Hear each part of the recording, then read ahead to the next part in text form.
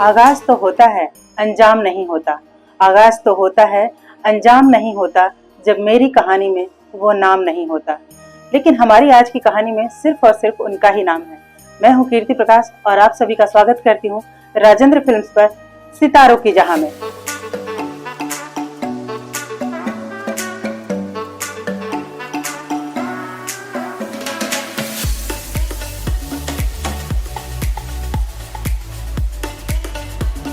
साथियों, हम बात कर रहे हैं मीना कुमारी की, जिसे जन्म लेते ही उनके पिता ने जाकर उन्हें अनाथ आश्रम के दरवाजे पर छोड़ दिया।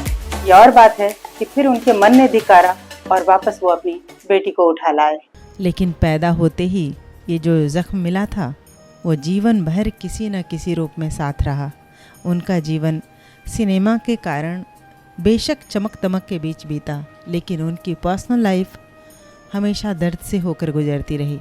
उन्हें अपने जीवन में कभी खुशियाँ नसीब नहीं हो सकी। चौल में जन्म लेने वाली महजबी का बचपन जिस जगह और जिन हालात में गुजरा था, उस माहौल में बच्चे अक्सर पढ़ाई से दूर भागते देखे जाते हैं। लेकिन यहाँ बात बहुत उल्टी थी। यहाँ बच्ची महजबी को पढ़ने का खूब शौक था और मैं खुद चाहती थी कि मैं स्कूल जाऊँ, पढ़ूँ, लिखूँ। लेकिन आर्थिक तंगी ने उन्हें कभी स्कूल जाने का मौका ही नहीं दिया। लेकिन हालात ने मुझे मुंतखब किया कि मैं एक फिल्म एक्ट्रेस बनूं। बाद में दुनियादारी ने उन्हें ज़िंदगी का ऐसा सबक सिखाया कि वो पर्दे पर ऐसे उतरी कि ट्रेजेडी क्वीन कही जाने लगी। साथ ही साथ उनकी संजीदगी उनकी शायरी में उतरने लगी। वो नाज नाम से शायरी किया करती थी।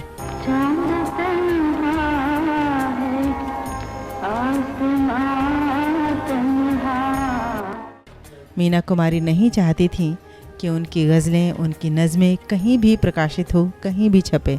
उनका मानना था, तुम क्या करोगे सुनकर मुझसे मेरी कहानी, तुम क्या करोगे सुनकर मुझसे मेरी कहानी, वे लुत्फ़ ज़िंदगी के किस्से हैं फीके फीके।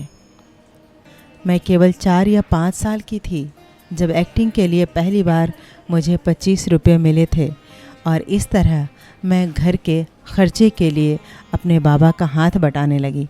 साथियों, यही सच है कि महजबी बानो तब मात्र 6 साल की थी जब उनकी पहली फिल्म रिलीज़ हुई थी।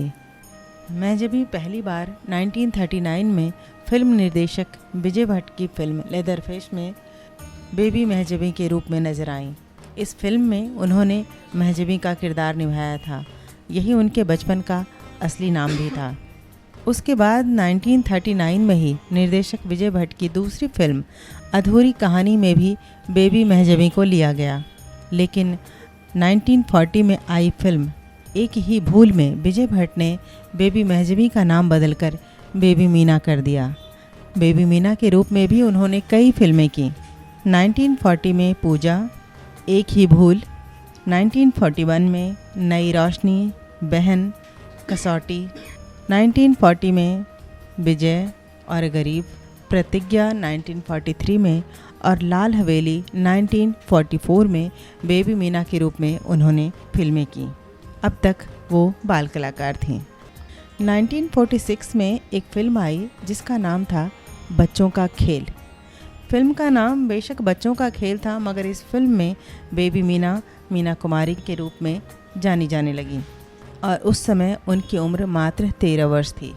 मीना कुमारी की जो पहले की फिल्में थीं, यानी कि शुरुआती दौर की फिल्में, वो ज़्यादातर पौराणिक कथाओं पर आधारित थीं, जिनमें हनुमान पाताल विजय, वीर घटोत्कच, श्री गणेश महिमा, अलादीन और जादुई चिराग प्रमुख फिल्में हैं।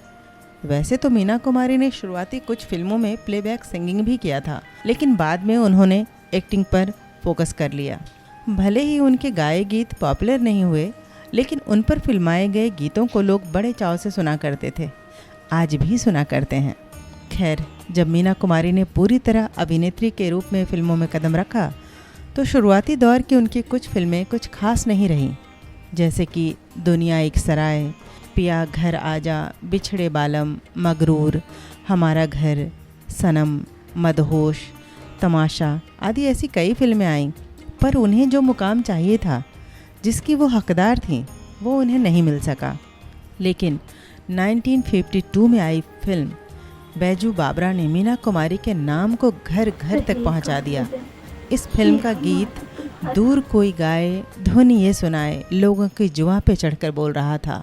इस फिल्म ने एक इतिहास रच दिया था। बैजू बाबरा फिल्म पूरे 100 सप्ताह तक सिनेमा घरों में धूम मचाती रही। 1954 में उन्हें इस फिल्म के लिए सर्वश्रेष्ठ अभिनेत्री के लिए पहले फिल्म फेयर अवार्ड से सम्मानित किया गया, जो अपने आप में एक बहुत बड़े गौरव की बात थी। तो ये थी मीना कुमारी की कहानी। उनकी आगे की फिल्मी जर्नी के बारे में बातें होंगी, उनके बाकी के स्ट्रगल्स के बारे में बातें होंगी अगले एपिसोड में। तब तक के लिए आप बने रहिए राजेंद्र फिल्म्स पर, सितारों की जहां में। नमस्कार।